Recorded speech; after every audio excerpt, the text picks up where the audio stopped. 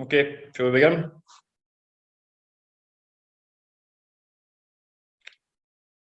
Should we start letting people in then, yeah? Yeah? Okay.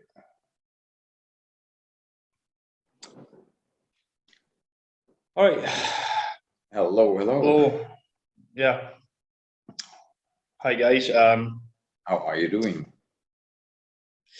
Yeah, well, I've only got a few here. Was kind of expected at the same time, although many people did connect in the end, because I guess that people were quite curious as to know what the hell is going on here. So, so I'm just going to give you guys just a little bit of structure here of how this meeting is going to go ahead. So you kind of get an idea, what we're trying to achieve here. Basically, I'm going to kind of introduce the reason why I'm here and why I'm doing this. Then I'm going to ask Fred to do the same. I'm going to tell my experience of being in VoteBash, and then Fred's going to do the same when he's finished. Then me and Fred, we're going to have a chat after that, about, we're just going to have a bit of back and forth. And once that's been done, we will invite anyone else in to voice their opinions, say whatever they want to say. And then we did expect that kind of we would invite Martijn to speak, but yeah, Martijn is probably over the toilet pan at the moment. But anyway, so the reason why we're here today, basically, yeah, I've got concerns, and I'm naturally kind of empathetic for the people that I see within VoteBash, and I want to share my experience because I can't just leave like that, like I'm gone, and I've got to have a closure kind of chapter in my life. I've got to close that part and say my piece, so that everyone has got at least an informed view of what I've got to say, if you like. So it's just, for me, I want to close this chapter in my life, and give other people the opportunity to be able to learn what I've learned, and they can make their own informed choices from there. So that's really all I'm here to do, is to share my experience with you guys. And you guys, I'm not here to bash VoteBash, if you like. I'm not here to convince anyone to leave or anything. It's just like, here's some information. You can take it, you can leave it, you can do what you want, but it allows me to be able to sleep at night, basically. So that's my thing. So Fred, if you want to do the same, then just kind of explain, why you're here today and kind of what you want to achieve. Yeah, well, I'm here because John asked me to join this meeting, the video meeting.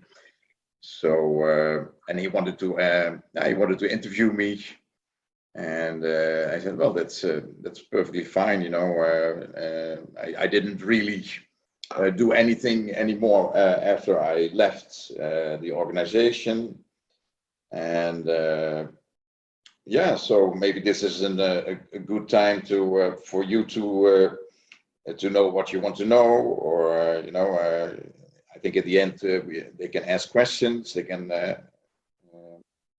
we can unmute, and so let's see how this will add information to help, to maybe be helpful, or maybe just to for you to close your period at your time at the organization.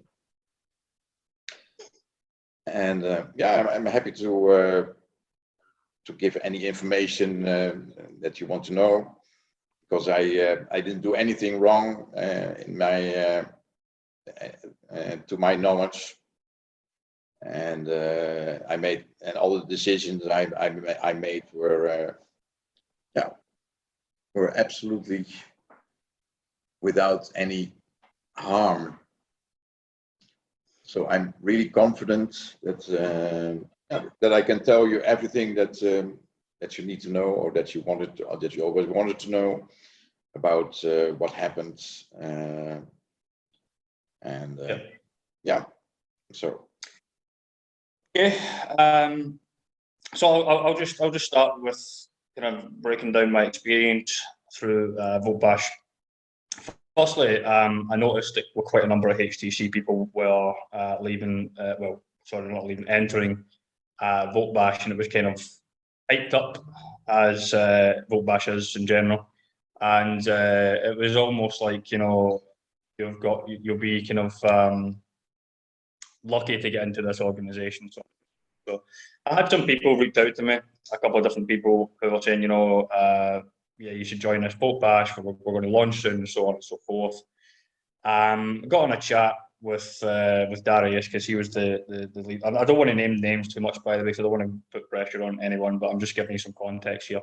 But I got on a call with him, and he kind of interviewed me, and, you know, he was the head of the European team, and he said to me at the time, which was 10 months ago now, that VoteBash was going to launch in 2 weeks. I said, okay, but I'm going to be skeptical, you know, joining in. I said, so what's the commission anyway? Because, I'll be skeptical because I know what the kind of context is already. I know that people have already been waiting a very long time. And yeah, I'm a little skeptical, I'm going to be honest with you.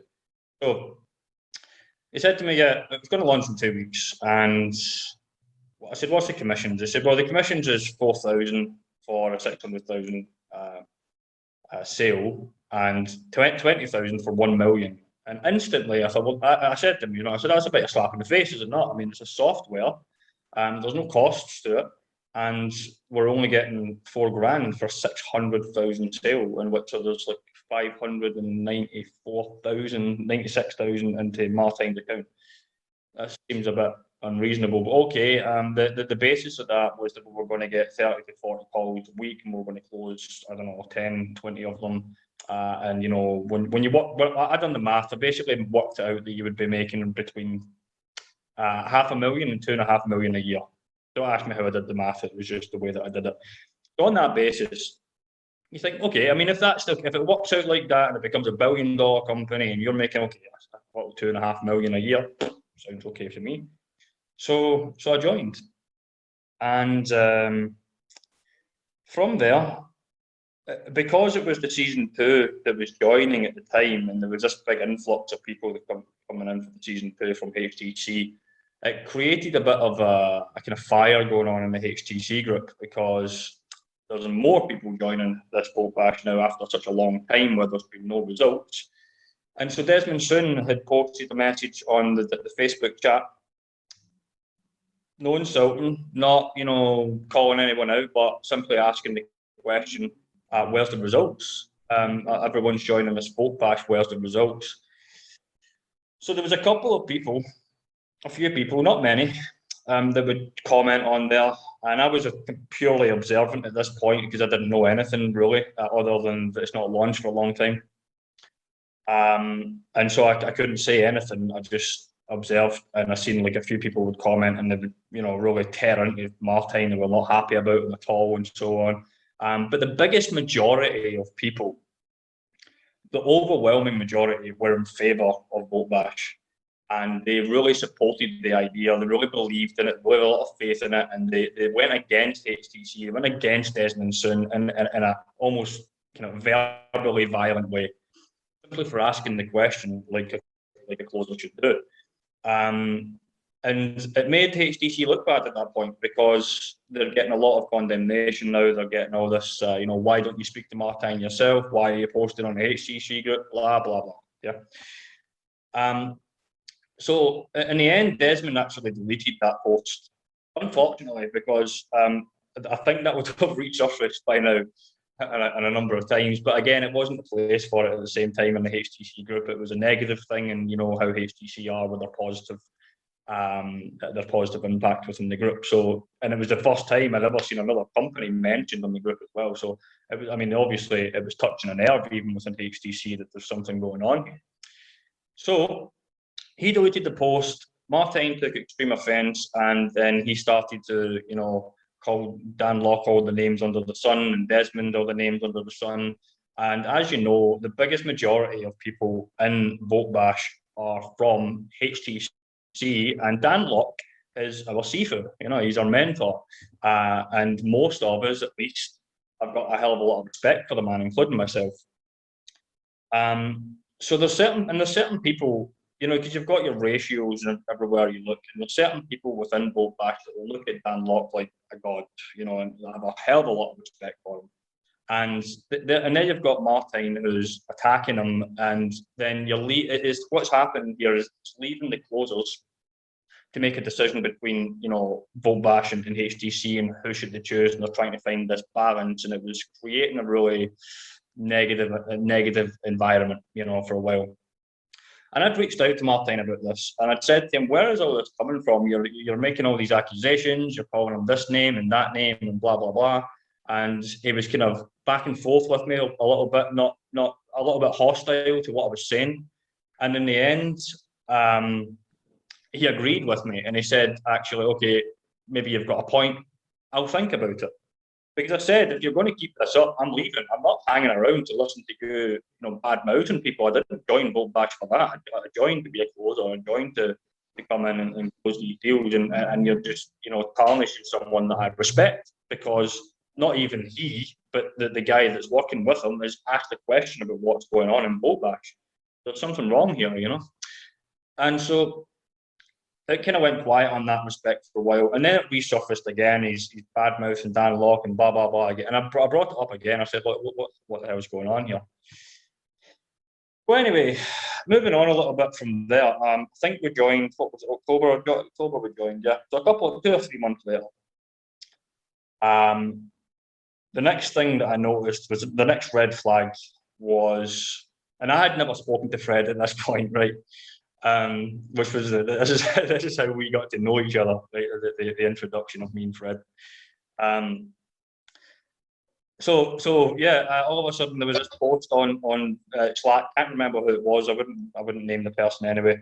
But obviously whoever it was a pigeon for Martijn carrying a message.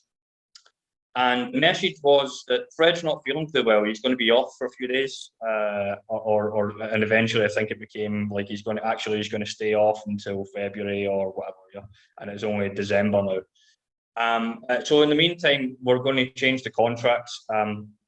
And please don't contact Fred. Now, if someone is not feeling well, I mean, the last thing you want to do is not contact them. You want to say, "Okay, you okay?" or "How are you? I hope you're feeling good." And generally, that's the kind of feel that you would get in VoteBash anyway. You're looking after each other. You want to make sure everyone's supported, right? It's like that in HTC and it's like that in VoteBash, but it's not like that with Fred. Nobody's allowed to support Fred, and because he's not well, he is he's losing his contracts with all his closers. And it's to be shifted and moved on somewhere else. So I thought to myself, okay, basically that's an insult to my intelligence. If you think I'm going to buy that, there's something obviously wrong here. It's a red flag, and I want to know what's going on so that I can be aware of the reality of the situation within VoteBash. So I reached out to Fred on Discord and I said, as any kind of human nature person would, "How are you feeling, Fred? I hope you're okay. And I noticed you were gone. I know there's red flags, but I didn't put it across like that." And obviously Fred had something to say about it. So me and Fred, we got on a call and we spoke for a good 3 hours, and everything had came to the surface. And I think we'll get into that a little bit later, because there's a lot of detail there that needs to come out, and Fred is the best person to tell you that, really. I just basically kind of brought it out on him. So moving on from there, I played a very, very little minute role in VoteBash because I'll be honest. I'll strictly be honest. I have a level of self-respect. I'm not going to indignify myself by having faith and belief in something that nobody has ever seen to be proven to exist, i.e., the VoteBash software. I made some actually I posted that on Slack. I said, can we see a demonstration of the software? And Martijn said something along the lines of, maybe some of you guys saw it. Why don't you just get on with your job? Just do what you need to do. That was the answer I got. Very, very abrupt. And I was shocked. I didn't even know what to say. And I'm not the kind of person that would be stuck for words. But I knew that if I had said something, I would be kicked out instantly. So I didn't want to go out like that because I wanted to learn more, understand what the hell was going on, so that I could go out with a little bit more, a little bit more substance, if you like. Yeah, no more. So yeah, he basically said that, and what had happened from there is he had arranged a meeting with myself directly because he wanted to get into my head and know what was going on. Why am I asking such profound questions? And so he arranged a call with myself, and he didn't get on it. He got on a call. We got on a call with someone else, and he done a kind of pre-chat with me, and I told him exactly what I thought, you know, and to this point, I would say, you know, because I've had this conversation with Fred by now as well, and I told him what I thought, you know. I said, Martijn is quite clearly a sociopath. He is playing on the emotions of people to keep them engaged in this scene. You know, I could give you some examples if you could remember them here, but like for example, Martijn was crying at one point, and it was somebody was asking him some questions. I remember who it was again. I'm not going to say names, but the person was asking some questions, and it was related to Fred, I believe. And all of a sudden, he got all emotional, and then the other person got all emotional as well, and then all of a sudden, there's this pity for Martijn, you know, and you know, everybody's kind of with him. We're with you, Martijn. We believe in you. We get far. Okay. Here's another example of the sort of things that he does in order to gain that level of attention from the people within VoteBash. The Big Bash reunion. Now, the first time I heard about the Big Bash reunion, I thought to myself, that is incredibly generous of a man. Incredibly generous that he's going to pay for my flights, my hotel, there and back, and we're all going to meet together. All our meals are included. We're all going to get, oh yeah, that sounds great, man. And I'd said to the person that invited me, I said, oh, you know, that was it. The one little point that kind of got me, you know. I said to the person that invited me in, I said, you know, thanks for bringing me in. This is a great organization, or I'm looking forward to selling this. I'm looking forward to meeting you all, blah, blah, blah. We all know what happened there. It didn't happen. And what happened as a result was, again, the emotions took over. The emotions of everyone saying, you tried, and we respect you for that, and you know, we'll get another chance, and it's all this support for him. You know, we support you, Martijn, we have faith, we believe in you, and blah, blah, blah. So then the next VoteBash reunion had been set up, and by this time, I've clicked on. I was like, okay, this is bullshit. It's not going to happen. I agreed that I would go in any case, just to see what would happen, you know, but I had no hopes at all in any way, shape or form that it was going to happen. And to be honest, I don't even know if I would have felt comfortable to have went in the first place. But I agreed in any case. Now, this was in the height of COVID. Yeah, so like Dan Locke, for example, had an event at exactly the same time, by the way.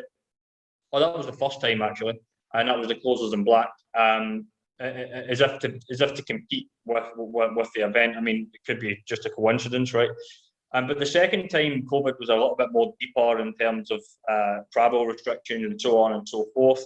I mean, we've got people coming from all over the world, right? Even if it's okay in Mexico, we can get there and not have to do a test or whatever, you know, it's a possibility. But in reality, it's not going to happen because everyone's in different countries all over the world with different restrictions, they're in full lockdown, this one's in partial lockdown, this one's free, and so on. It's not going to happen. So again, it's playing on people's emotions, so that when the day comes, is we have to cancel.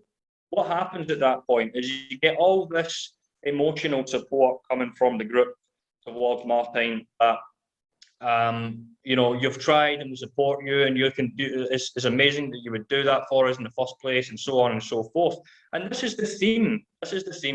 And the underlying glue that holds this whole, I'm just going to say it, cult together, is the FOMO campaign. The FOMO campaign is not necessarily designed for the clients or the customers, because there are no customers, there are no clients, there is no business.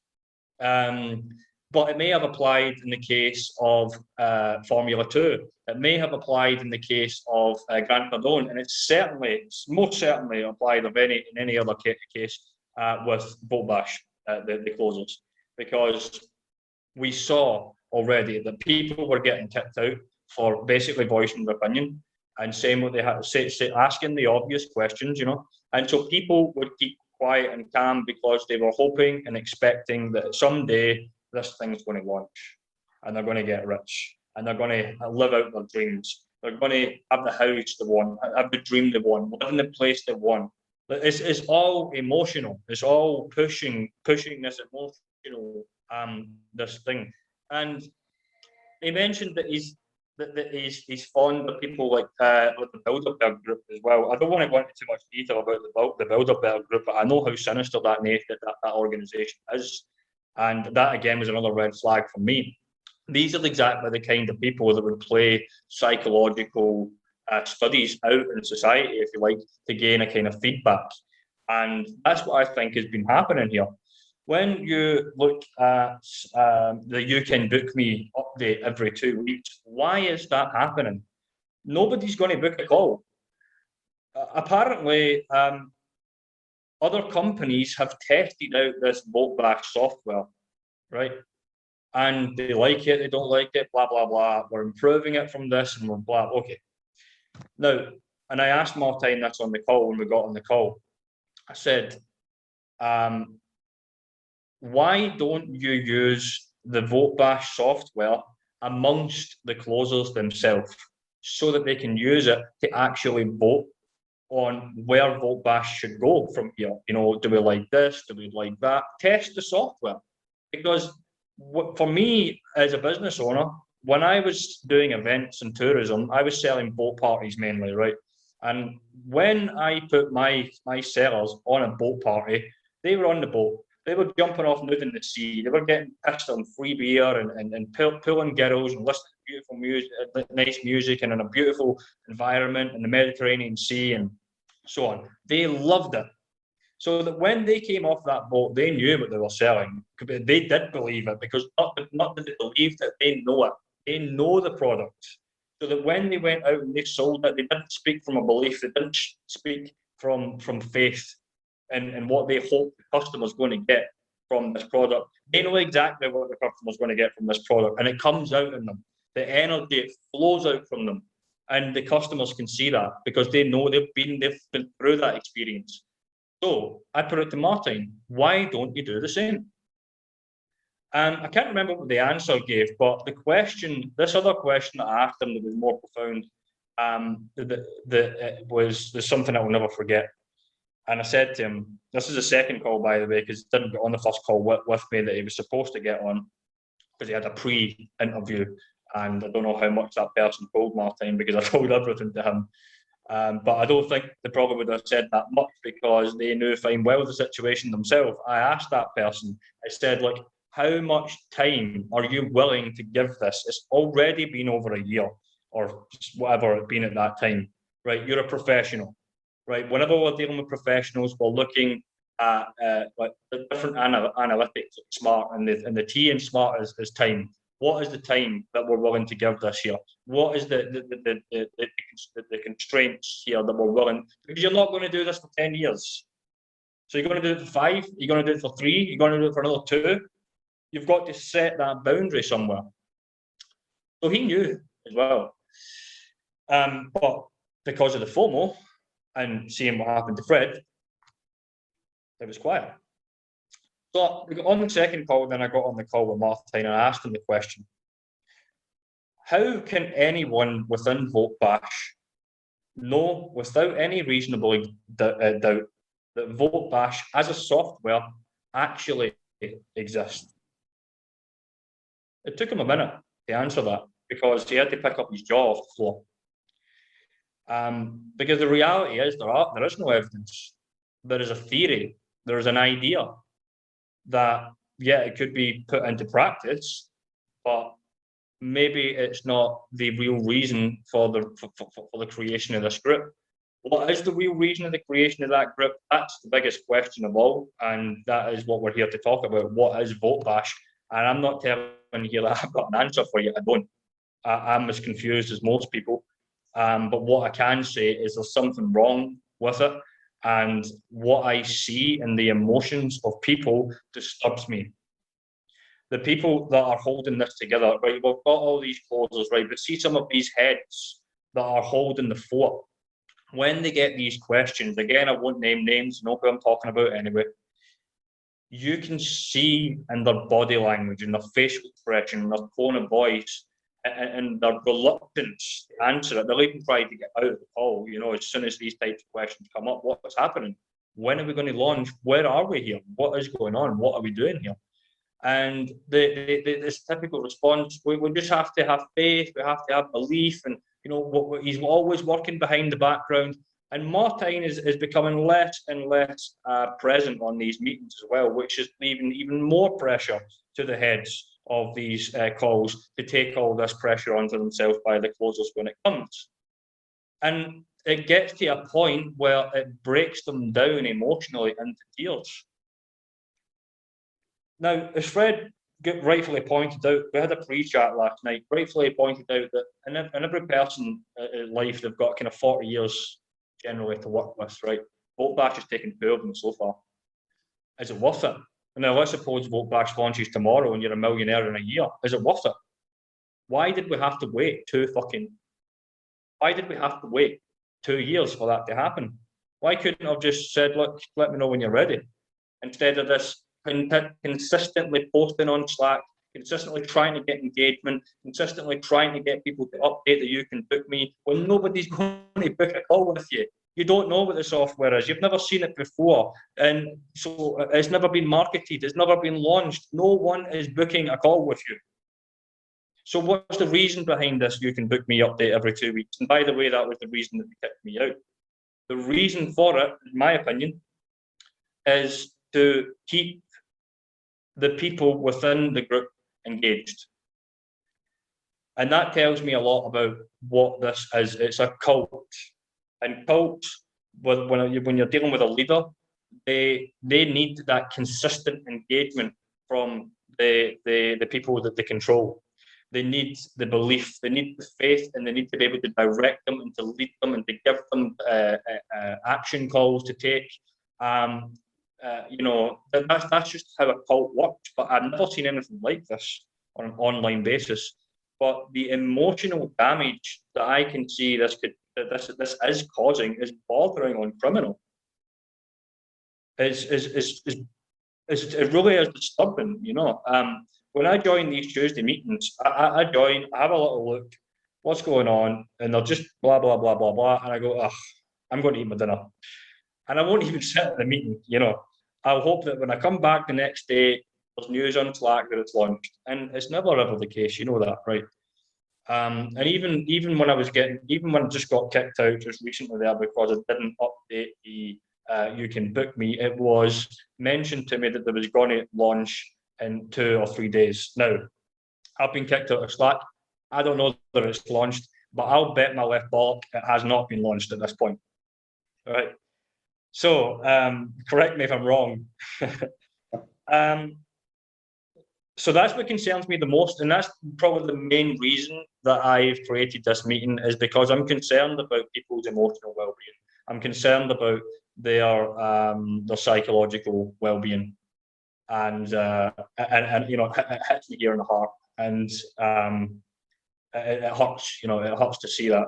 And I won't sleep at night if I go to bed and I don't have this conversation with you guys and tell you my experience. I had to get this out and get it off my chest, because when this meeting is finished, VoteBash for me is finished. I'm closed. It's done. Chapter over my life. Even me, it's taken a lot. As minute times it takes on me, it's still had a weight on my mind for a long time, because it's like, you know, my missus is asking as well, you know, what are you doing in this VoteBash? It's nothing's ever happening. Yeah, no, I'm just waiting to see and whatever. You know, it's always just there. It's lingering in your head, you know. And then as the You Can Book Me thing is coming on all the time, every week, and it's coming at you, then it's becoming heavier and heavier. And yeah, I mean, done me a favour, kicking me out. Done Fred a favour, and he'll tell you that for himself, I'm sure. And yeah, I think that's all I've got to say on the matter for now. I've got plenty more to say. I mean, but right now, off the top of my head, that's all I'm going to say right now. And I'm going to let Fred speak now, and because Fred, he went through quite a much harsher departure than me. And when I discovered what happened with Fred, I encouraged him. God knows, Fred will tell you, man. I pushed him and I pushed him and I pushed him to create a video that would expose everything that was going on as to why he left and, you know, what actually happened. But even then, Fred himself was caught up in the FOMO. He was too. My opinion, maybe Fred will disagree, but even Fred didn't want to touch it because he was getting threatened with legal battles and all that sort of stuff, you know. But yeah, so I'm sure that would be a good starting point for yourself, Fred, to jump in and let the guys know what happened. Most people aren't here. I know, I can see that, but I know that a lot of people are going to be watching the recording. And by the way, why are not most people here? For exactly the same reason as I'm explaining. It's a psychological abuse. They are afraid to be here. We've got people that's joining Truth Seeker. Who the hell is Truth Seeker? People won't even expose their name because they're too afraid of what's going to happen. They're too afraid that they might get kicked out of this cult, of this organization. Too afraid that they might not have that car that they want, that life that they want, that house, that location, that dream life. And this is what VoteBash is. It's a fear. It's a fear. It's a campaign based on fear. And Fred, I'm going to let you take off from there. I'm sure I've gave you a bit of context and a bit of foundation to go on. So yeah, take the stage. Sure. Okay. So your question is, what happened with me, right? Something like that. Yes. Why did you get kicked out? Okay. Yeah. So.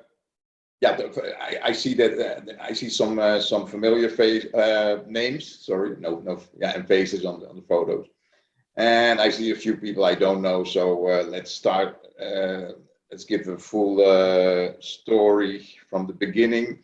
When I started with the high ticket closing classes with Dan Locke, I was season 7, which means November 2018 till December 2018, and after that, and yeah, my reason was I wanted to better help my own companies, so be a better director, have good relationships with my students, because I have an education center here on Aruba, and I have a few other companies. So. And one is, for instance, is an entertainment company where I do shows for tourists on Aruba, in Aruba, and yeah, and after the course, you know, we started to implement everything from what I learned at Dan Locke on a weekly basis, up to and including now. So we're now 2.5 years further of weekly improvements. And yeah, we are happy we did that, because that helped us a lot through the COVID times, and we're still doing okay. So we're happy about that. And but after the classes, I realized, you know, we can do so much more with the skills we learned from Dan Locke, especially the ACC classes. And so I wanted to, and so I realized, we can help also, other companies as well, other companies on the internet. So I wanted to get into the international closing business a little bit more and learn from it. So that's what I did, and so I learned. I wanted to learn to provide international sales services. So as of I tried to search influencers like everyone from almost, and I had some failures, and I also met a few other HCC fellow students, and one of those students, he was from the MENA, from Middle East especially, and he said, I'm onto a big deal. So this big deal, and I want you into my team, he said. So when I'm ready, I will get back to you. So it took a few months, but he came back to me, and it was this deal with VoteBash, and I was part of the MENA team at that moment, at that time.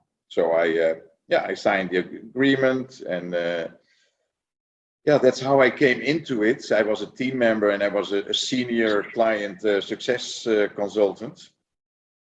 And the intention was to sell services to a B2B company on a commission basis. So perfectly fine for what we had learned with Dan Locke. And because it was B2B, it could even add more value to what we already were doing from the classes, and which was more B2C. The company was a startup, hadn't started selling services yet. So every week, we were promised that we would start selling the next week, and I started in September 2019. So so next month it will be 2 years ago already that we were doing that, and the commissions were very high, and that was the reason why most contractors, most high-ticket closers would remain very patient, and many of them they still are till this day. And in the meantime, I became from a senior client success consultant after a few meetings with Martijn, because I told him, MENA is not really my time zone, so I want to help you as well, in the time zone where I am in, and that is in the Americas. If I can help you, and that was always my angle. I just wanted to help and to learn from it, and that was the most important thing, and so that's what I started to do. And so I became, and then he said, well, okay, why don't you set up the sales team for the Americas, for North and South America, from Canada up to and including Brazil and South America. And so I became region head for the Americas. And and then I started to work on a lot of things. So then it started to take me a lot of work. It took me a lot of time, took me a lot of money as well. But okay, let's start with the time it took me. I started to recruit, prepare, and train 50 sales associates, 50 high-ticket closers for the Americas region. So that meant that I had to do at least 50 intake meetings, and I had to do it quickly because we had to do it quickly because it was in a few weeks we would be up and running and start closing. So I booked my agenda completely full with fellow students. Did the intake meetings with them, and even more than 50, of course, because not everyone was going to do it. And yeah, and then we started to do meetings each week. So I had to organize an average of 3 meetings, which took me 2 to 4 hours for the meeting only, and then also the preparation. And afterwards, I had to make sure that the videos were there and everything. So it took me quite a few hours. And then, of course, I had to make sure that everyone was admitted to be able to close for VoteBash.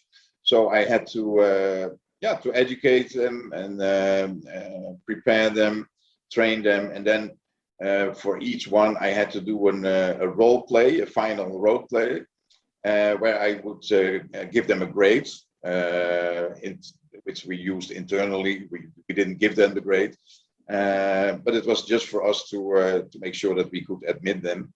And if it wasn't sufficient, then it took me 2, 3 or more extra of those meetings. So that's you can imagine that's a lot of time next to the companies I already was running, right? And and everything was, of course, was without payment. And then after that, when the team was complete, and it was a wonderful team, great team, and with a mix of all kinds of high ticket closers. And so he asked me, can you help me in the other regions as well? So so I became a director of sales, and I started to mentor and guide the other region heads, and also select a few region heads, because in the meantime, a few region heads also disappeared. And it was not completely clear what happened. For instance, the MENA team, they disappeared, and a lot of people from Europe, including the region heads. And and I understand right now, I understand better why what happened, of course, because if you are really sit down and look at it, it is what happened was, okay, those people, they all went, and and I was not really thinking by myself, okay, why are those people leaving? Am I able to help them? No, we just continued, and I think that is something that we should do differently. And that is what I really admire from John. He is one of the people, and there are a few more that would contact you and ask you, if everything is okay with you. And but okay, because we are in a kind of a tunnel vision of all those millions. For me, it was even much more. It was. I think it was 500 million or up to 1 billion that I would earn.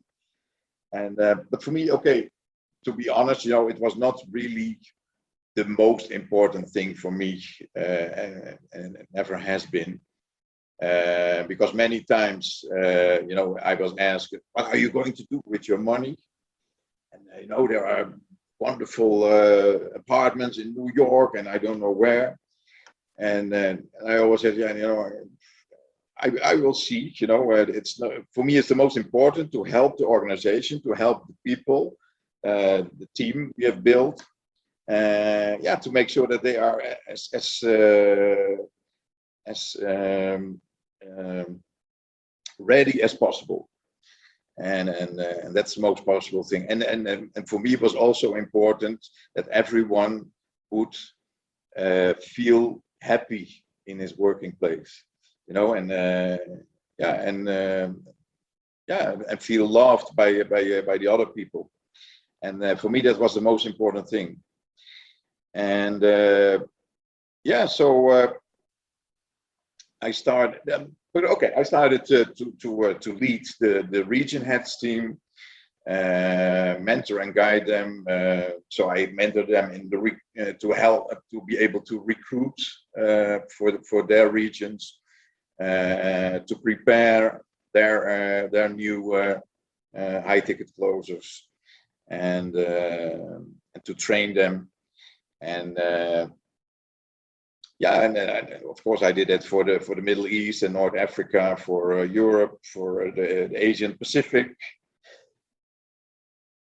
So, and of course I also yeah, needed to lead the region heads. So yeah, I performed some management and leadership tasks as well, of course, during the time I have worked, which was from September 2019 till last January 2021. So that's 15 months. Yeah, it was a lot of work. I can tell you, it was a lot of work, because okay, many people they think, okay, you know, I'm a member, and I attend a few meetings, and maybe not even the complete meeting, and and you know, or maybe not at all. And but okay, I had to do a lot of work, and okay, and I did it with love, actually. And I think many people who know me, they know that that it was like that. And yeah, and then after a while, I was also asked to lend money to make yeah, temporary payments to tool suppliers such as EverSign, Invoicely, LinkedIn. You can book me, Mailshare, I don't know what. But yeah, the reason was because otherwise we would not be able to start selling next week. So okay, what do? You know, I have the responsibility for 50 people in the Americas, and later for more than 100 high ticket closers in total. So what do you do? Okay, well, I paid the 99, I paid the 400, I paid the 700. You know, I paid 1,000, another time 1,000, another time 1,000, and a few hundreds, and yeah, so that kind of bills, which yeah, piled up to more than $6,000, and yeah, and then I was able to get a little bit back.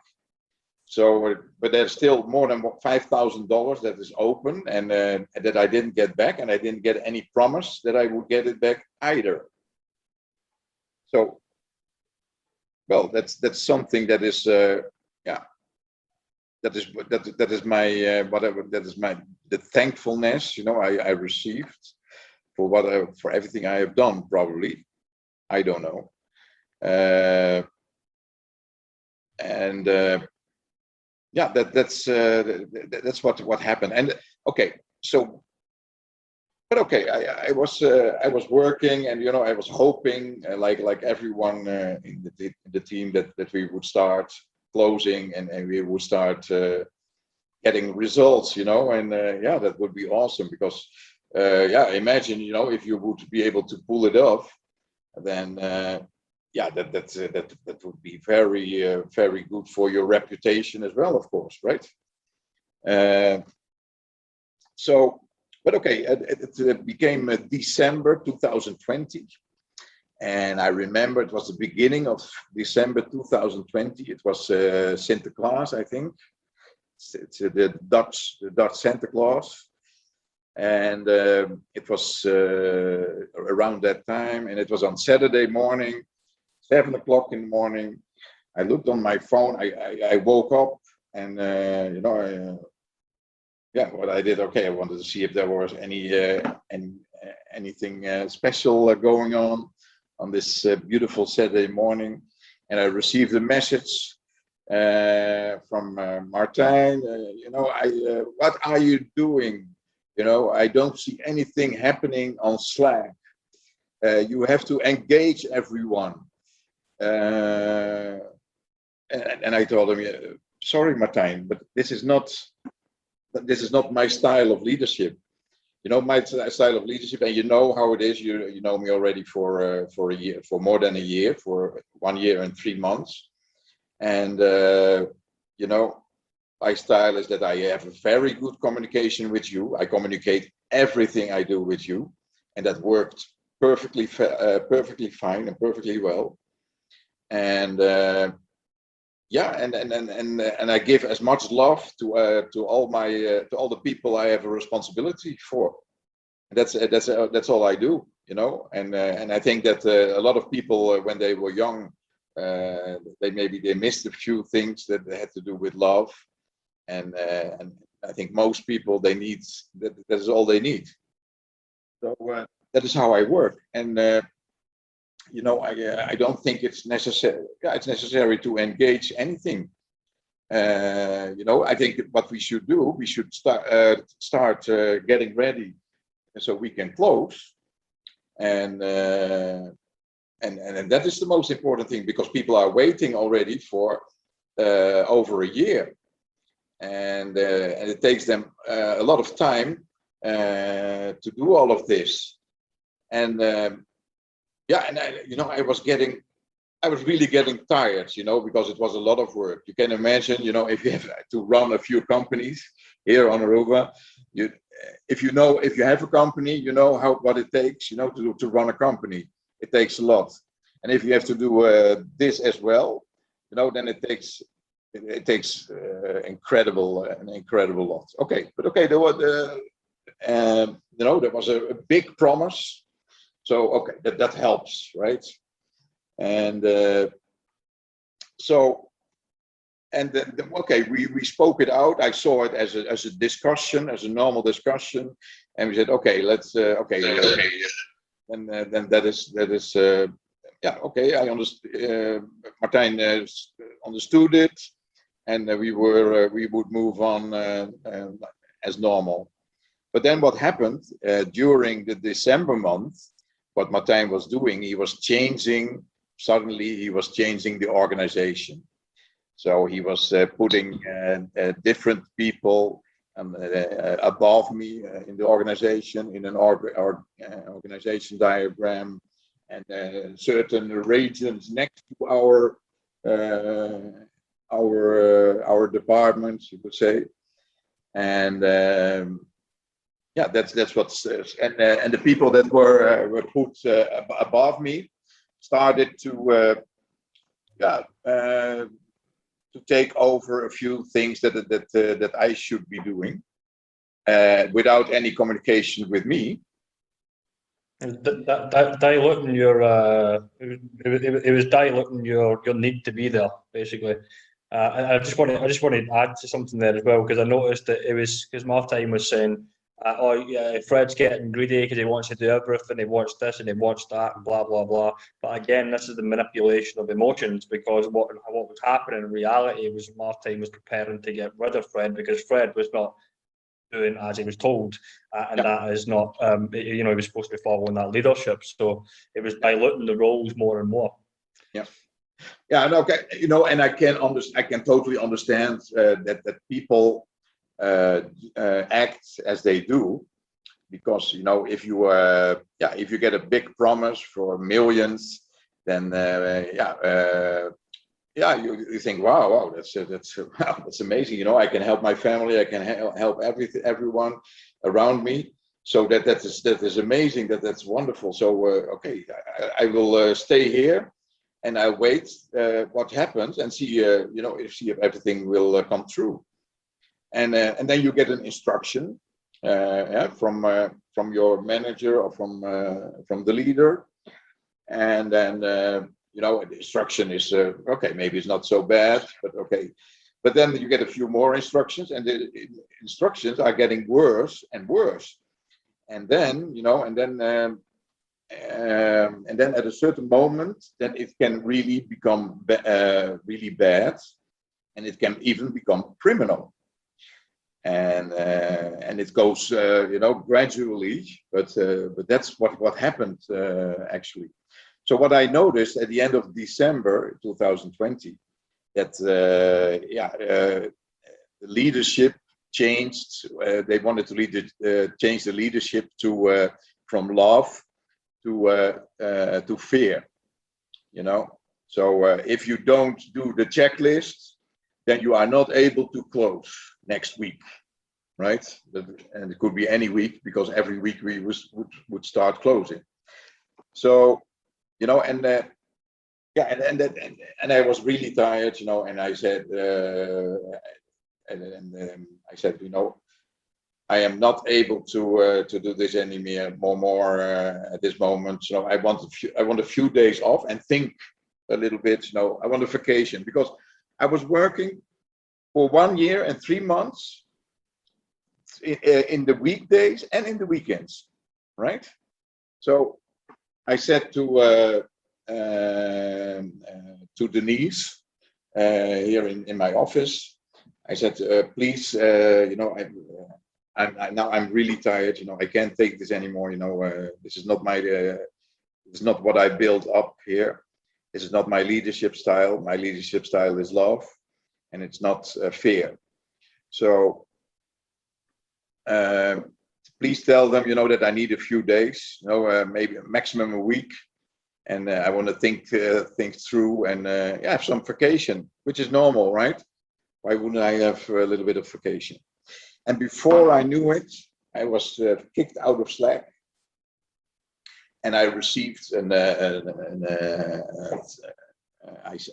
I received a threat in the form of a message that a legal. Sorry, Fred. Yeah. Sorry, Fred. Just so you don't jump ahead of yourself a little bit there. Just tell the guys the message you got just before the new year from Martijn before that happened. Oh yeah.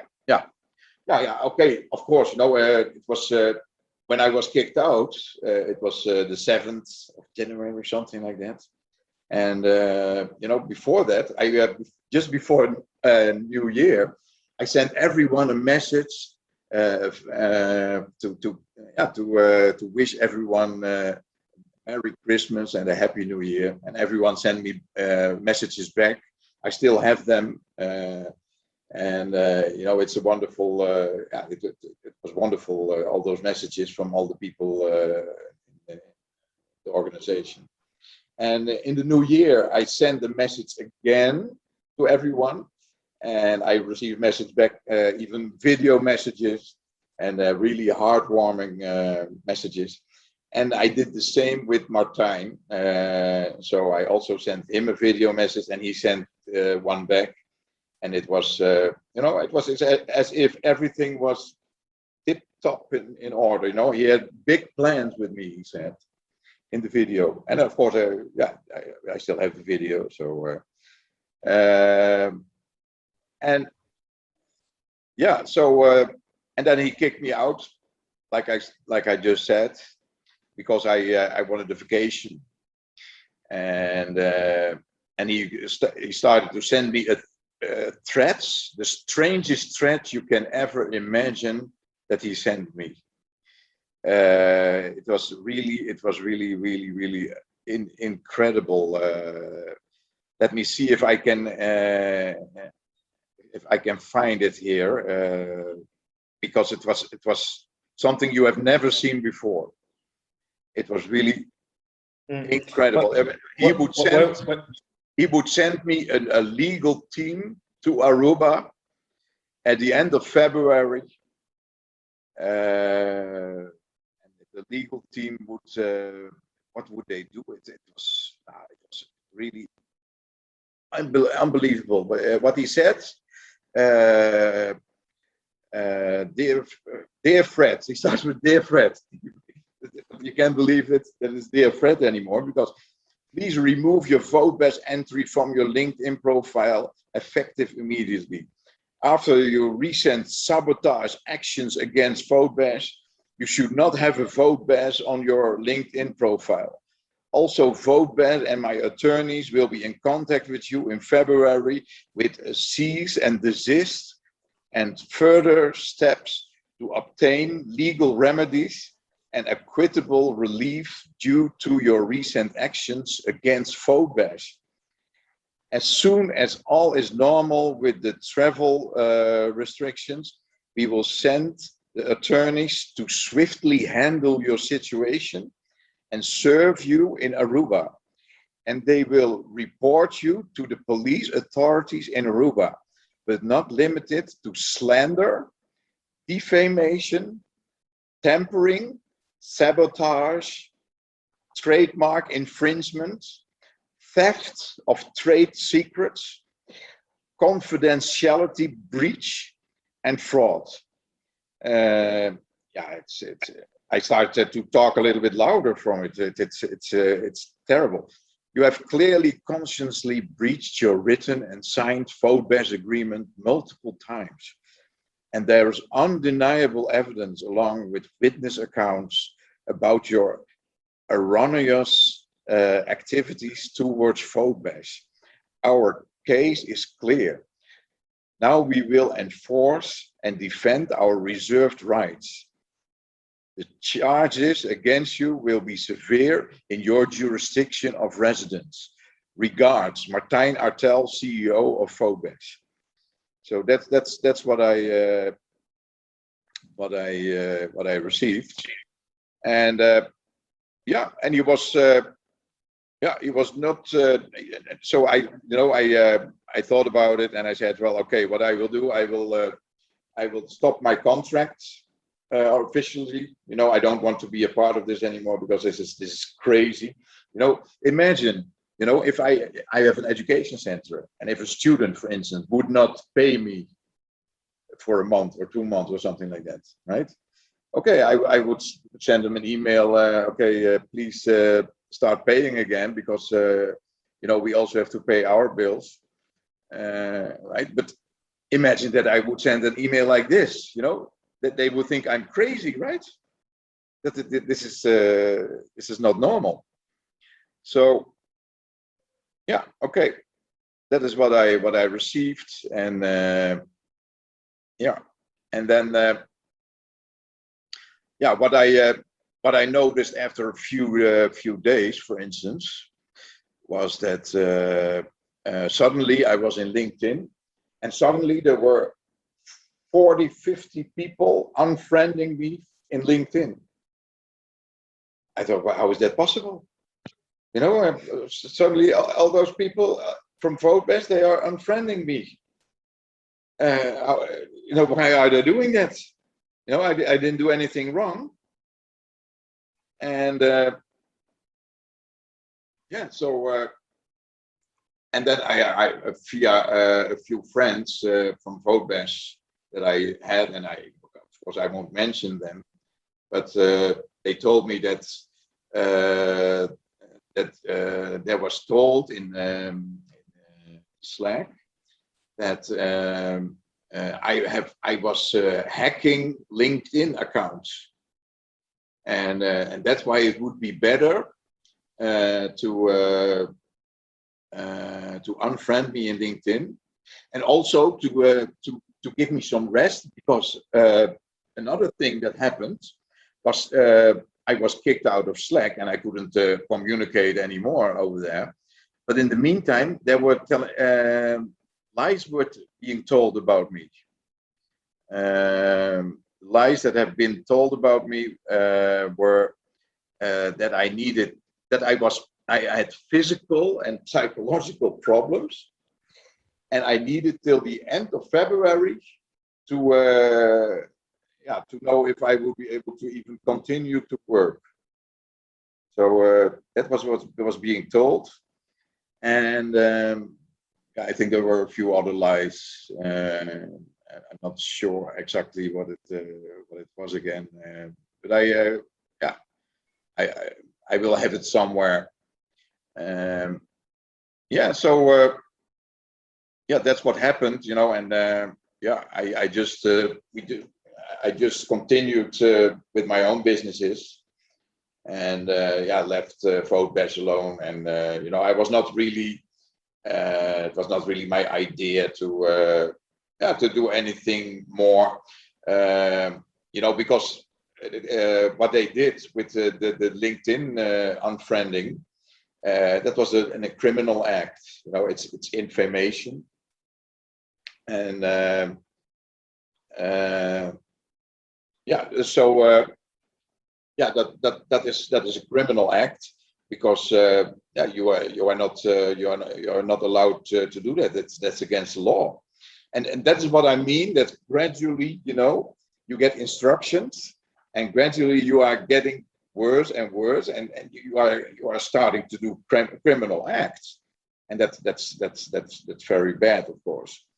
There was another thing, and then later I had to hand over all kinds of things that I had from the company, and so I hand over whatever they asked from me, except for one thing, and that is, when I prepared and trained the high ticket closers, I started my own Slack account, and and I used that account to prepare and train them before they were admitted to the VoteBash Slack account.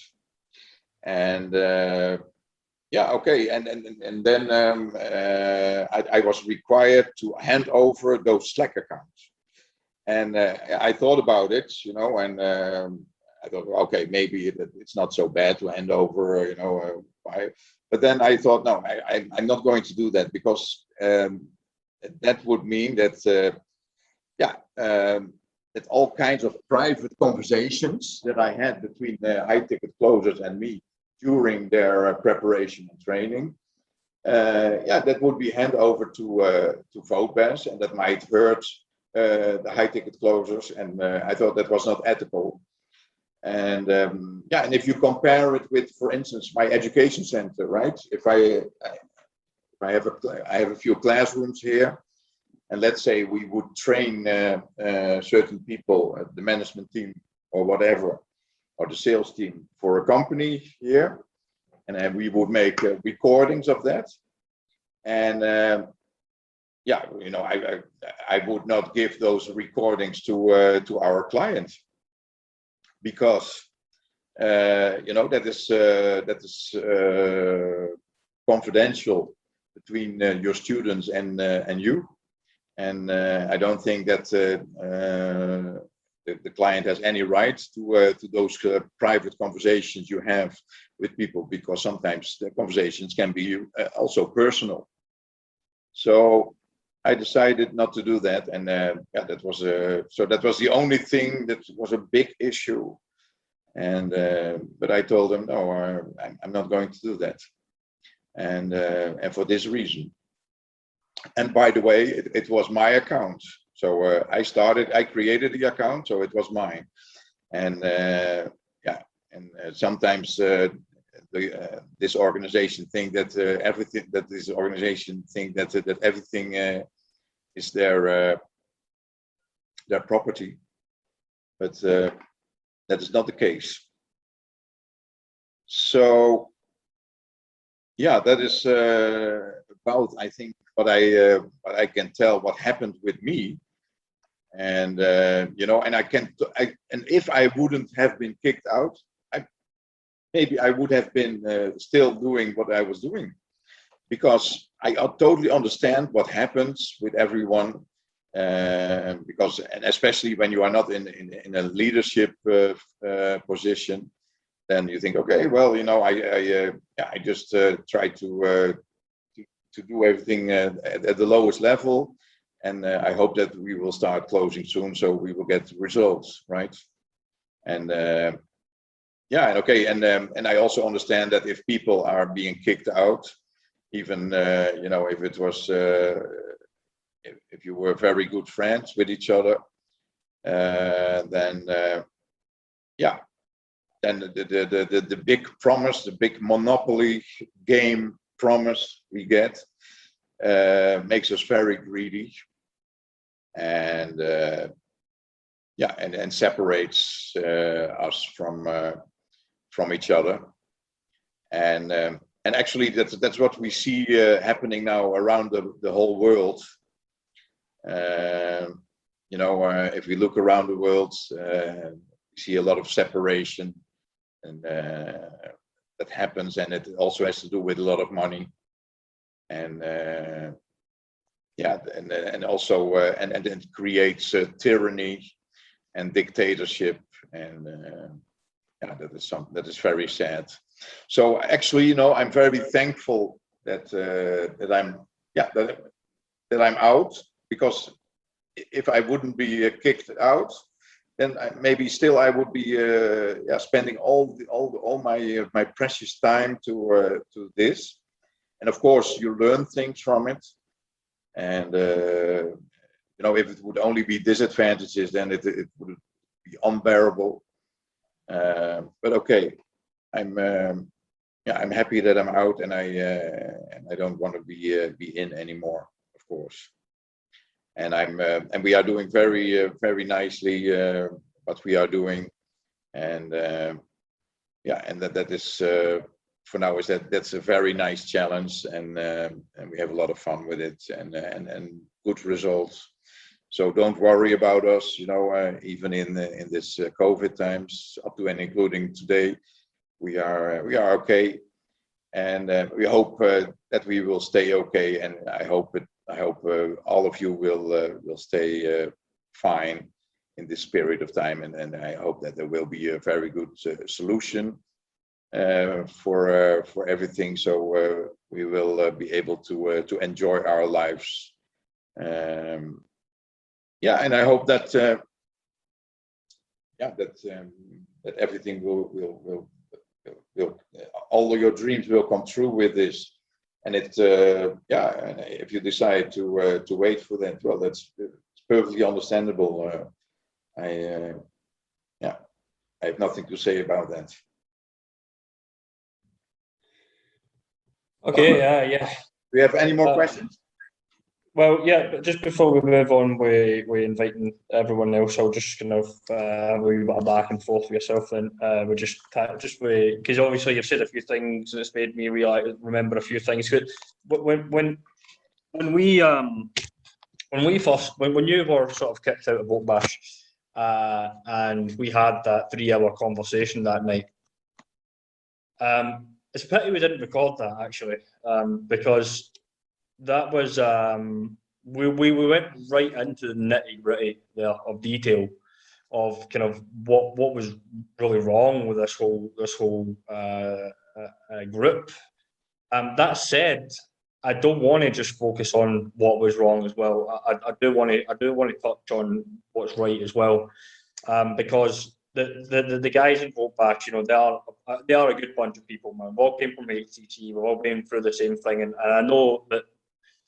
See, just the very notion of joining HTC, it already says a lot about you, because you're following Dan Locke, and Dan Locke's got his heart on his sleeve, and he wants to help everyone. He's the peril type, you know.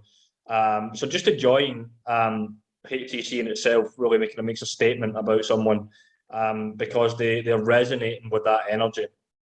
So when you bring all those people, and you come over to a company like VoteBash, or, sorry, a group. I don't want to call it a company. Companies, you know, do things differently. When you bring them all in, you have got a group of good people, you know, and it's all this hearts and VoteBash and all the support and all the community meetings and all that sort of thing, and it's all great, you know. There's good people in there. And for some people, I was really supportive of them. Now I know of some people's individual circumstances. Not here today. I've noticed some of them as well. Some of them are, but again, I'm not going to say who's who. It doesn't really matter. The point is in people's own lives, their individual circumstances, being a part of VoteBash really raised their spirits. You know, it really being able to connect with other people, being able to share their knowledge and to grow and to make friends and all that sort of thing. It's all great, you know. There's a lot of good things. So not everything, like you say, Fred, is all doom and gloom, but the underlying glue that holds it together does have to come out. It does have to be exposed, because if you're going to hang around in this group under the pretext that you're going to live a dream, then why do you, if you want to hang around, that's yourself, for, you know, for the community spirit, go ahead, be great and do it. Do you know what I mean? That's for you. It's, you know, perfectly fine to do that yourself. No one's telling you should or you shouldn't. But in my case, I'm already busy enough for myself, right? I've got over 60 deals worldwide. I'm building investors, I'm creating consultant programs. I've got a family, I've got kids, you know, and ambitions, and I want to realize my dreams.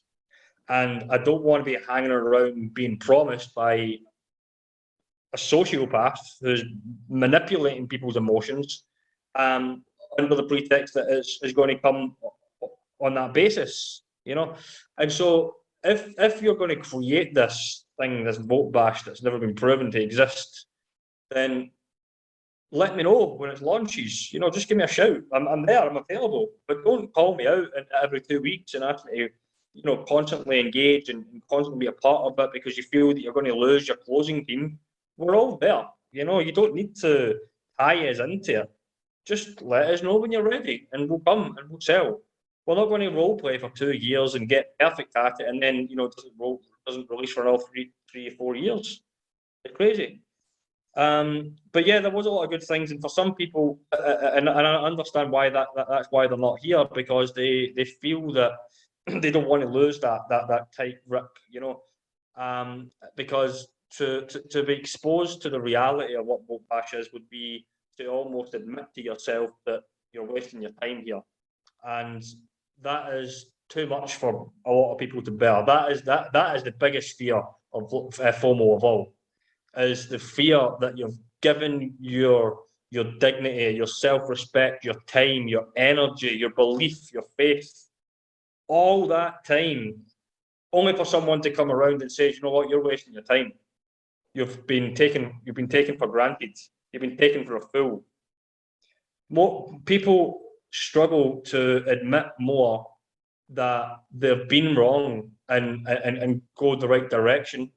Most people in society in general, they would rather continue to be wrong and not admit it that they were wrong, so they continue to be wrong, than the very few that there are where they would say, they put their hands up and they say, you know what, I've made a mistake here. I'm a human being, made a mistake. I'm not going to do that anymore. But that takes courage, and courage is the very opposite of fear. And FOMO is the word that's been used in VoteBash all the time, and the biggest FOMO is the FOMO of people missing out with VoteBash. Nothing else. Moving on a little bit though, I just want to talk about, you know, that when you're dealing with a sociopath basically manipulates the emotions of people to suit his interests. So a sociopath would talk about his traits, but in an indirect manner. So let's suppose then that Desmond Soons asked a question in the group. Right, what happens at that point is Martijn feels an offence here, and he feels the need to defend himself. So he talks about his traits, but he puts it on someone else. Dan Locke's sabotaging me. Desmond Soons are here. They're sabotaging me. They're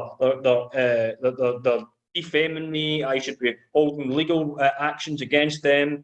You know, they're telling lies about me. How many times did we hear about the liars in VoteBash that left about Martijn?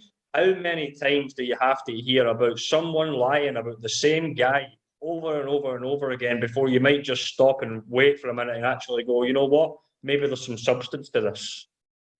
But you hear it all the time. Everyone's lying about him. And do you know what happens at that point? More emotional support goes towards Martijn.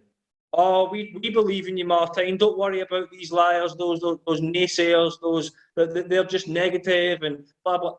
All emotional manipulation. That is what a sociopath does, and it's the only logical reason that I can come up with that VoteBash exists, because it doesn't exist as a software. You find it out for yourself.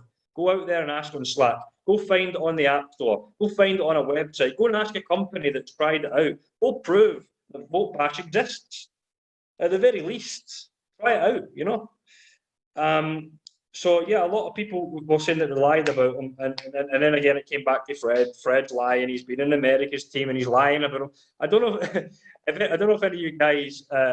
Here's a perfect opportunity to use a Martijn thing here. I don't know if any of you guys have ever read the book by George Orwell called Animal Farm.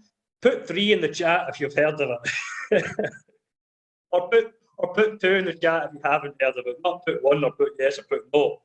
No, it's these psychological little games. You've got to put the number that he tells you to put in to acknowledge, that you're following everybody. Yeah, number 5, number 7, number 8. Come on, man. Right, but in Animal Farm, what happens if you haven't read the book? It's it's basically like the animals kick out the farmer and they start running the field by themselves because the guy was a tyrant. But now you've got the pigs running the farm, and everything was great for a while. It was all free and so on and so forth. But then there was a power structure within the pigs themselves, and they wanted to. One of the pigs wanted to overrule the other pig so they can take over the farm. So they basically kicked one of the pigs out. He was a good guy that they kicked out, and then the bad guy that was left told all the stories. And it went through the book. So like, if something happened to the farm, some bad news happened, if this happened, if that happened, it was all related to the good guy that get kicked out. It was his fault. It was his fault in generating all this hate, generating all this negativity towards the entity that's no longer there, and it can never even be proven to exist. It did anything wrong. But what happens is it gains the emotional support for the leader. And it wouldn't surprise me in the slightest if he's read that book and he's implementing some of the techniques within that Animal Farm book. So yeah, Fred lied, and that means that, well, obviously Martijn is telling the truth then.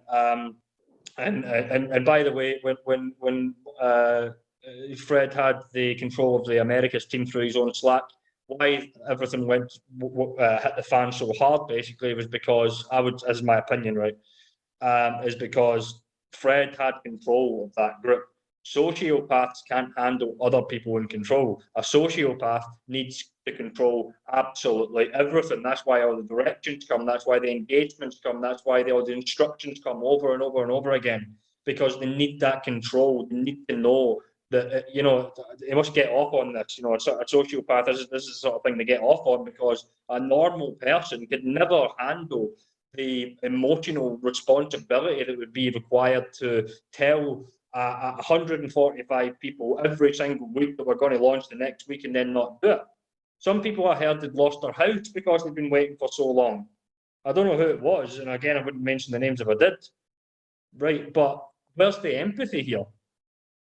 A sociopath is lacking empathy, and so does a psychopath, incidentally. So we're bordering on the psychopathic levels as well. Me and Fred talked about that last night. I can't remember the detail to go into it, but again, well, there we are. He's talking about Fred. He's got psychological problems and so on. It's always an inversion with a sociopath.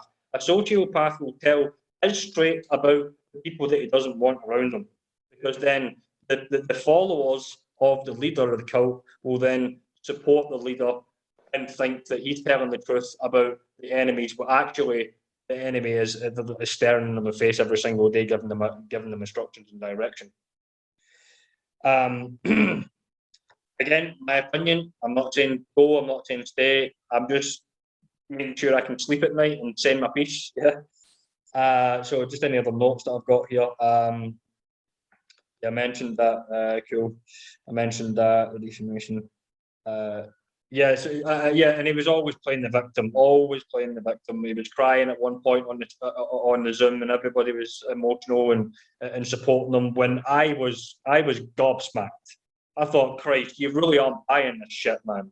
Because I knew what had happened with yourself, Fred, but not a lot of people had asked and reached out to you to find out. So what happened is they only had one side of the story. And by the way, that reminds me, Christ, man, I could go on all day if I could remember every little point.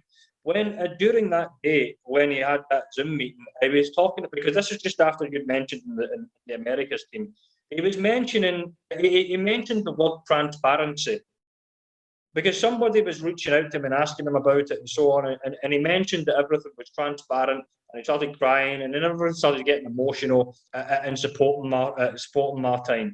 because they believed what he had to say, that everything that he was saying was true. But the very definition of transparency, a pane of glass is transparent because you can see both sides of it. That is what transparency is what it means. Transparency would mean that you've heard Fred's side of the story and Martijn's side of the story. But the reality was you are only allowed to hear Martijn's side of the story. Slack, he was kicked out. You weren't allowed to contact him, and you were given all these different stories. And by the way, the story began, he's not well, he's not feeling so great, and we're going to support him and blah, blah, blah. Until then, all of a sudden, it switched. Oh, Fred's came on the scene and he's lying about me, and all this is going on, and all that's going on. You know, how did we get to such a flip, and where were the questions then? You know, how did it flip like that? Because we were getting told a different story from the truth. We were being veered away from reality. And talking about reality, when we're looking at building our dreams, and Fred was saying, you know, we're being separated, we are being pulled along here, carrot on a stick method of chasing this dream that is, I don't think it's ever going to come personally. And if it did and it was going to come, I still wouldn't be willing to wait 2 years of my life, give up 2 years of my life just to see it happen. You know, let me know when you're ready. Well, I can do other things in my life. I've got a family and a life to live, you know. But yeah, that is what you're doing, and essentially separating people from reality.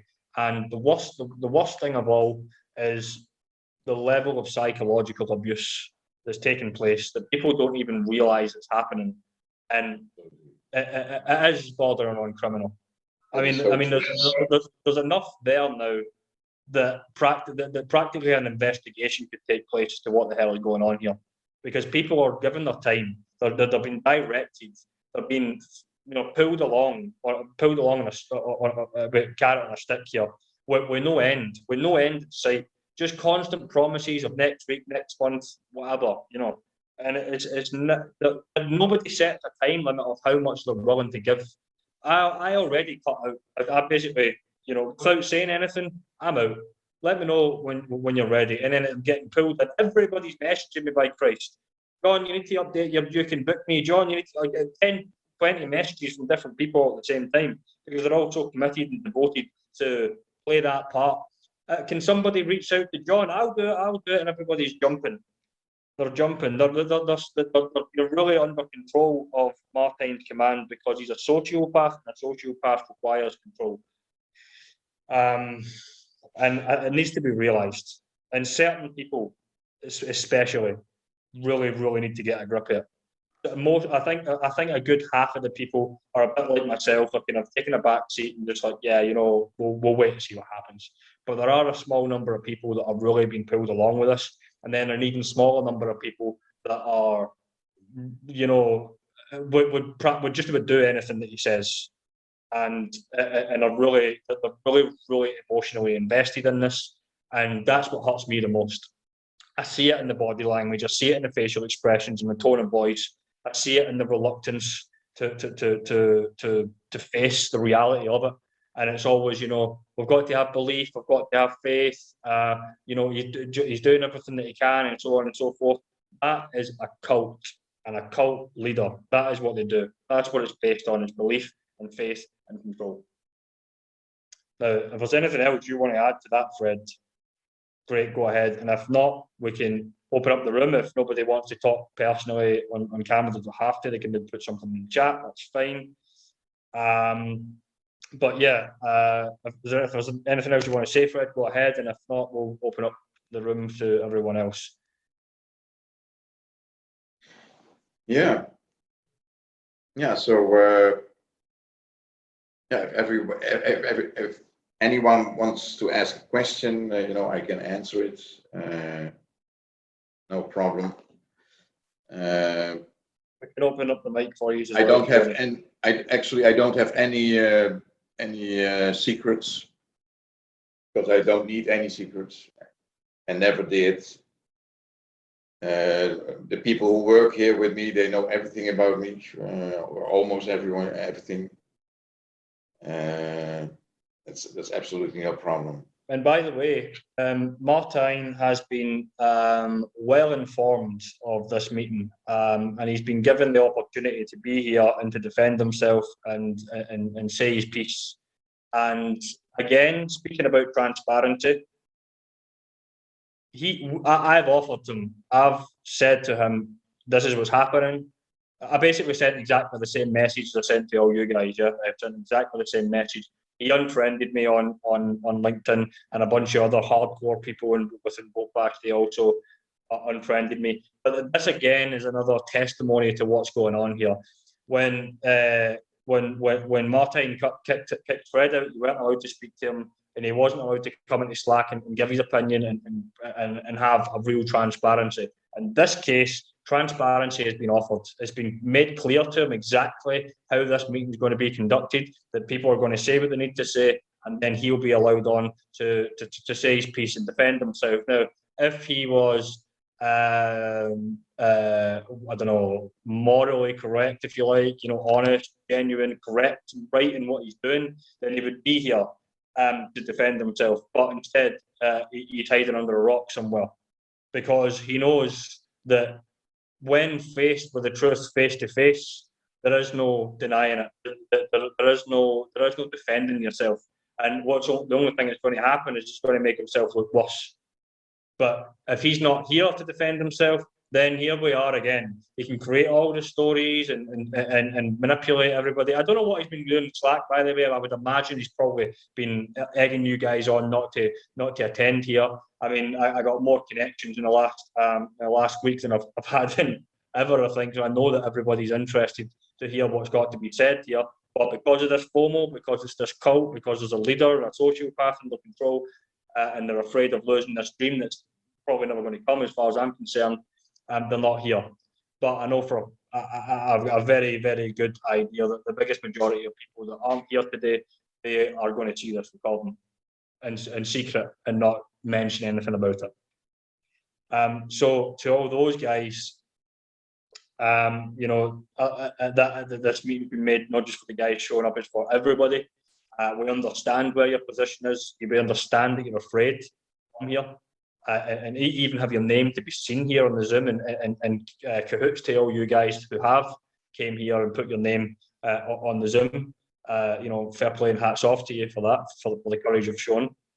But now I've said my piece. I could probably go on if I could remember all the finer details, but I'm going to be able to get to bed and sleep at night now. I don't know if any of you guys want to quickly send Martijn a message. I can ask him if he wants to come on. I'll be more than happy to if he disagrees with everything that's been said, then anyway. Yeah. Anybody want to add anything? Is there anybody that wants to say anything, either in the chat or I mean, again, no pressure. Again, it's not about that. It's just giving you the opportunity to voice your opinion and ask any questions. What I would like to say is that I have been with VoteBash to like I said, I wanted to get into the international closing business and learn from it and help other companies. And several times, when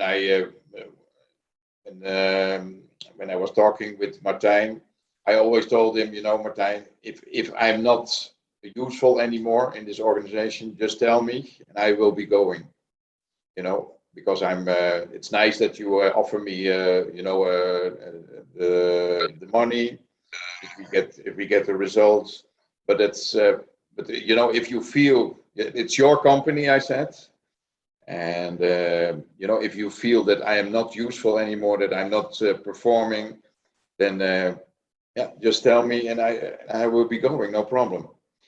And I told him in the beginning of December when we had a discussion, I told him again, you want me to engage the people. It's 7 o'clock in the morning now, Saturday morning. It's weekend. Everyone has weekend. Why would I have to engage them? That's what I told him. It's not my style. My style is different. I have my own leadership style, and that's what I always used, and that's what works for me. And so tell me now, if you don't need me anymore, then then I can go, no problem. No, he said, no, I want you to stay. No. So everything was good, and then he started to change the organization in December, and changing things around, changing positions and everything, and he wanted to push the leadership of fear, where you say, okay, go through this checklist, and if not, then you cannot close with us anymore, or maybe later, so everyone would, and it has to be within 24 hours. That's leadership of fear, right? Okay, and I also, so he knew that I wouldn't make any problems to go. If you would have had a conversation with me, and he would say, you are not useful anymore, you're not performing, then I would have gone. But the way he did it now, with kicking me out and lying to the people inside that I had physical and psychological problems, and that I needed 2 months rest instead of 1 week. Well, that I said the maximum, and sending me severe threats, like I read already in this meeting. That was not necessary. It was absolutely not necessary. So I think I think it's very strange when somebody acts like that. And it happened to me, and it will happen. So probably will happen to other people as well, because I don't know what I did wrong, but I think nothing. And also, when he said that he's going to change the contracts, there's a very good reason for that. Maybe you want to tell why. Yeah, he appointed right away. He appointed a director of sales, and he wanted to change the contracts. And then I said, no, I'm going to end this contract. He didn't want to cooperate with that. And I also ended the contract with the closers, because so they were free as well. And I didn't want to hijack anyone like everyone is hijacked right now. So it's absolutely not my style. That was not the reason why I had that section in the contract. It was just for a little protection, but I wouldn't even use it, because for me it's not so important after all. Yeah, it was more of a level of respect in a way, because you'd mentioned the contract that you'd created, you'd put in a clause, remember, that should they leave you, or you leave, whatever, you wouldn't be working with VoteBash for a period of X number of years. And that was basically to protect your position at the company, that basically Martijn couldn't do exactly what it was that he did. So what had happened at that point is you have created a contract that says you can't work for VoteBash, company number, whatever, blah, blah, blah, if something should happen. So what's happened then is Martijn's created a new company. It's all just a paper trail at the end of the day, but it overcomes the clause in Fred's contract. It means that he can then basically have all his closers, Fred's closers, leave Fred and hold true to the contract, because they will not be working for VoteBash. They will now be working for VoteBash Global, or whatever slight change in the name that there was, but it's enough to legally overcome the challenge of the clause within that contract. So yeah, very, very, very sneaky, very sly, thing to do. I mean, you don't need to wait until Fred's been telling lies in the Slack group to realise something's very wrong is going on here. Martijn has said Fred is not well, so we're going to change the contracts. Come on, right? There's nothing else you need to realise there, unless you're completely blind. But that's enough for you to realise there's disingenuous nature going on here. And yeah, so probably the biggest question of all that needs to be answered, and it kind of correlates with the proof of the existence of the software of VoteBash, is why has VoteBash not launched yet? Because we need to get this ready, we need to get that. Okay, there's only so much you can go on to say that you're trying to be a perfectionist until you get ready, right? But you're not going to perfect a product or a service until you launch it. Because until you launch it, you don't have any customers, you don't have any clients, you don't have any feedback. And you're going to need to resonate with that feedback coming back and forth in order to get good, as a closer on the call, in order to get good as a software and the development, as the management. Everything is only going to improve once the company actually starts doing what it's supposed to do, making money for everyone, launching, providing value to the people that would be using it, for the companies that would sign up, for the consumers that were going to use it. Only at that point are you going to be able to get some feedback and perfect the company. So any excuse that is being given that we're not ready here yet is just nonsense. It's just complete and utter garbage. So then what is the real reason behind it? Why has VoteBash not launched yet?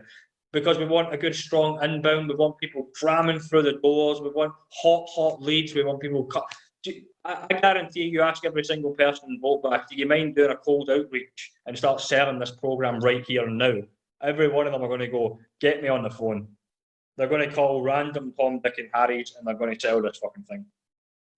But of course, that's not what's happening.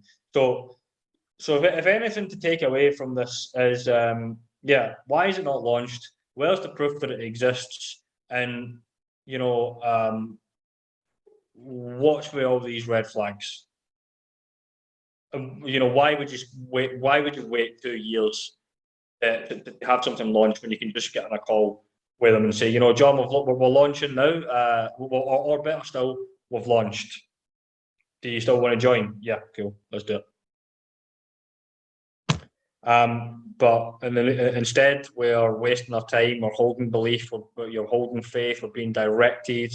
We're being given directions. We're being, there's this fear being created if we don't do as we're told. We're going to get kicked out, and then we're going to lose our dream. I mean, can't you see it? At the very least, right? Put a timeline on it. At the very least, put a timeline on it. How much are you willing to? I'm speaking here now to everybody in VoteBash who's going to see this recording. Just put a time on it. You're not going to do this for 10 years of your life, right? You're not going to waste 10 years or 20 years waiting. So the question then is, how long are you willing to give this before you say enough is enough? Put a timeline on it and take it from there. Don't waste your life dreaming on something that may never come.